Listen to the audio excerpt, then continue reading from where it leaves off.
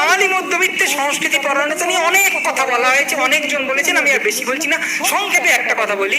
যদি বাঙালি মধ্যবিত্ত সত্যি সত্যি সংস্কৃতিটা বুঝতো, তাহলে প্রত্যেক দিন বছরের পর বছর সন্ধ্যেবেলা টিভিতে চোখ সেটে এক রাজনৈতিক কেউ দেখে যেত না, যেখানে ওই একদল লোকই আসে। তাদের কেউ একজন বলেছিলেন চমৎকার রসিকতা করে যে এরা সবাই ওই ওই টিভি চ্যানেলের অফিসের কাছে বাড়ি ভাড়া নিয়েছে, নইলে যেতে পারবে না তো, রোজ সন্ধ্যেবেলা যেতে হবে, অফিস করে এসে ওখানে ঢুকে যায়। বউ এখন ওকে ভালো চেনে না, ওই টিভি চ্যানেলের অ্যাঙ্কার ভালো চেনে।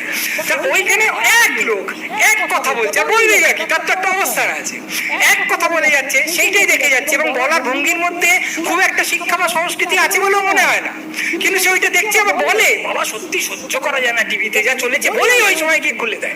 মানে জনপ্রিয়তার কোনো শেষ নেই, ওটাকে হাঁ করে গিলবে। একজন লোক, তাকে আপনি জিজ্ঞেস করলেন আপনার জীবনের উদ্দেশ্য কি, সে বলবে রাঢ়বঙ্গে নাট্য আন্দোলন নিয়ে একটা লিটল ম্যাগাজিন বের করছি। তারপর দেখলেন ফেসবুকে সারাক্ষণ নাম করা লোক কে কাকে